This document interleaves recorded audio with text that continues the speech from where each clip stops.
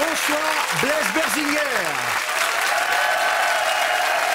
Alors, qu'est-ce qui a retenu votre attention cette semaine, Blaise? Bonsoir tout le monde. La Coupe du monde de foot masculine, c'est tous les 4 ans. Les élections présidentielles françaises, c'est tous les 5 ans. Mais la fête fédérale de lutte, Vincent, c'est tous les romans qui s'en branlent absolument. Alors personnellement, je ne connaissais pas du tout les luttes à la culotte, alors j'ai décidé de m'y intéresser pour vous. Merci. Et pour vous présenter un peu ce sport dans les grandes lignes ce soir. À Molis, dans le canton de Glaris, en plus ça rime. C'était la 47e fête fédérale de lutte et des Jeux alpestres. Si vous ne l'aviez pas suivi, chers téléspectateurs et tristes, Vincent Veillon va vous spoiler le nom du roi de la lutte de cette année. Armon Orlik. Non, malheureux! Quoi, c'est pas lui? Alors si, c'est lui, mais dans le milieu de la lutte suisse, on dit toujours le nom de famille avant le prénom. Ah. C'est donc Orlik Harmon qui a gagné. Alors vous me direz, quand on s'appelle Orlik et Harmon, c'est pas très évident de savoir qu'est-ce qui est le prénom, qu'est-ce qui est le nom de famille. Mais que voulez-vous, le premier gagnant de la première fête fédérale de lutte en 1895 s'appelait Alfred Niklaus. Ou Niklaus Alfred, Ouais. 2 prénoms, aucun nom de famille, c'est lui qui a foutu la merde depuis le début. Ouais. Alors, à l'armée aussi, je me souviens, on n'a pas tendance à mettre justement le nom de famille d'abord. c'est ça? Oui, Ouais. c'est aussi comme quand papa il appelle l'écu fédéral pour réserver une table. Qui fait oui, bonjour, Rocha Fabrice à Moudon. Écoutez, je vous appelle pour réserver une table pour ce soir. Vous avez encore. Ouais. Ah, très bien. C'est pas elle qui fait les réservations. Ah. Est-ce qu'on en Oui. Non, pas de souci, j'ai le temps. enchaîne? Parce qu'on a... 2, oui. Mais on peut aussi venir demain parce qu'on veut prendre la Glariarde. Il faut réserver à l'avance. Il est pas vraiment au téléphone en fait, hein, si jamais. D'accord. Non, dedans, ça va aussi. Parce... Ah, ouais. Oui. Elle adore ce que vous faites. Ah, c'est sympa. Merci. Bah écoutez, vous me tenez... L'heure, vous n'avez pas dit l'heure, vous avez dit l'heure ou pas? Je vous ai pas dit l'heure, oui, c'est vrai. Oh merde, quel con.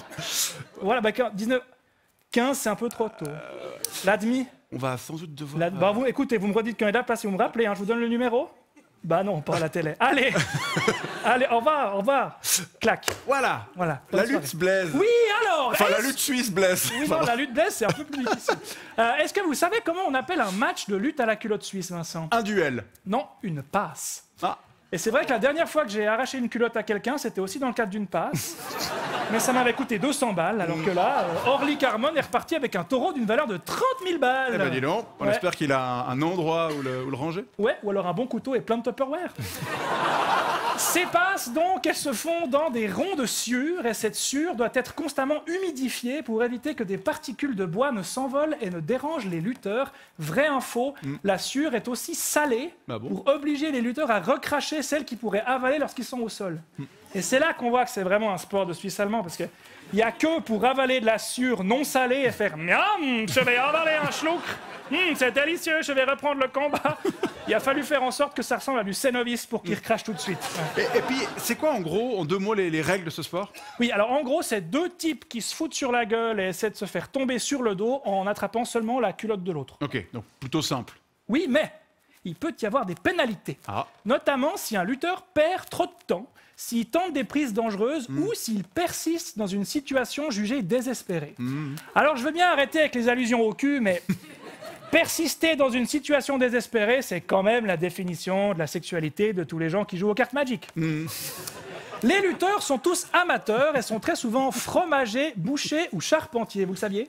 Non, mais bon, voilà, c'est que des métiers assez physiques. Effectivement, alors on voit mal les commentateurs s'emballer sur les exploits d'un archiviste paléographe ou hurler « Ouais, c'est magnifique ce qu'il fait là, le conservateur de fonds patrimoniaux turgovien. C'est exceptionnel, Hans-Peter Knupf. Non, Knupf, Hans-Peter plutôt. » Bien joué, trou du cul. Dites-moi, est-ce qu'il y a aussi des femmes qui pratiquent la lutte suisse?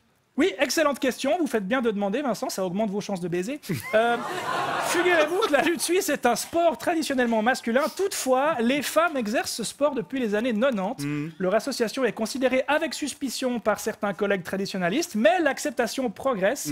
En tout cas, moi, je regarde très souvent de la lutte féminine, notamment celle-ci. Ouais. Et je trouve ça quand même sacrément intéressant. Ouais, tout à fait. Moi aussi, j'aime beaucoup. Blaise, est-ce que vous avez suivi la finale sur la RTS dimanche? Absolument. Et j'ai retenu 2 images de ce direct. La première, c'est celle de notre commentateur John Nicolet et surtout de son consultant. Regardez ce t-shirt noir. Enfin, pas le polo affreux RTS. L'autre. J'adore son t-shirt. Ah ouais? Tu C'est comme une Schwyz Edelweiss, mais en moins tradie. Donc Ah oui, un peu plus sexy, avec même une touche de suicitude, avec les biceps qui les remplissent bien. Moi, je veux le même. Ouais. Alors, si jamais je chausse du XL en haut, je demande aux associations de lutte suisse de me l'offrir et de l'envoyer à 52 minutes à rts.ch. Alors oui, on ne peut pas facilement envoyer un t-shirt par email, mais de nos jours, on peut tout faire avec les IA. Demerden Sie sich. Merci, Filma. Le message est passé. La deuxième image, c'est quoi? Alors c'est ça, regardez, c'est donc une prise de vue aérienne d'un combat.